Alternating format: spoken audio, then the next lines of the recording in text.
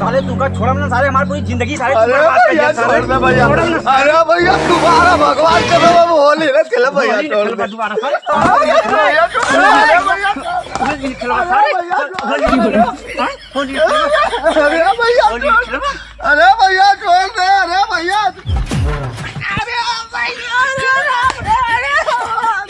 दोबारा भैया अब होली ना खेला भैया दोबारा होली नहीं ना खेला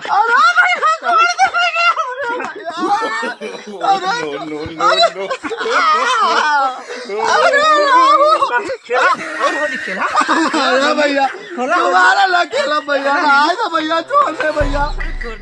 अरे छोड़ दे भैया दोबारा ना लगाई तोरे रंग भैया छोड़ दे भैया भैया छोड़ दे साले तोरे वजह से हम अपन साले पहचान खोजन तू का साले छोड़ दी साले अभी हम मार जाए साले छोड़म ना छोड़ दे भैया छोड़ ये जो बुधवार इनके परिवार स्टोर खत्म कर तू का बोल रहा है यार गणेश जो लगा रोके है यार काहे जगह अरे भैया अब यार कुछ बताई भी अरे यार छोड़ दे तो हम मार डाल का थई हट जा अरे कहां पे बताई भी अरे भैया अरे यार बतावा एकरे वजह साले से बतावा एक आध देखता है रंग लगा दी ई छूटे छूटे काहे ना अरे कैसे छूटे बहुत छोड़ा है ना यार गोबर लगा दो अरे गोबर लगा साले देख रही है छूट ना है साले तू हमें साले अकील बतावत है नहीं बिना मार डाई साले छोड़ब ना अरे रहाई दे भैया अरे यार एकरे वजह तू जानत ना है का भाई का भाई यार घर में गए जैसे खाना निकाल के अगर हम बैठे ना बने यार हमरे बाबू कहा था कहीं तोने के दारा अगर हम से भगा दिए अपने माइक कर दे ए माई ए कौने के दारा रे भाग भाग भाग बताओ इस दिन हमार सारी देखे खातिर कह दे बाटे बतावा एक मार नहीं छोड़ी और ओकर बाद छोड़ा हमरे भैया कादिर कौने के दारा रे भींग मांगे खड़ाबे कर बताओ इस दिन आया इनका ससुर का बिना मार डाई छोड़म ना ससुर कहा से छोड़ दे इनका बिना मार डाई हम छोड़म ना ससुर का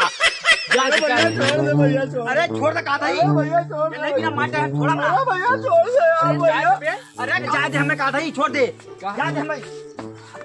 सारे हैप्पी होली बुद्धू अरे सारे बिना सारे पक्का रंग लगाएंगे सारे तो हुआ लगाएंगे अरे दादा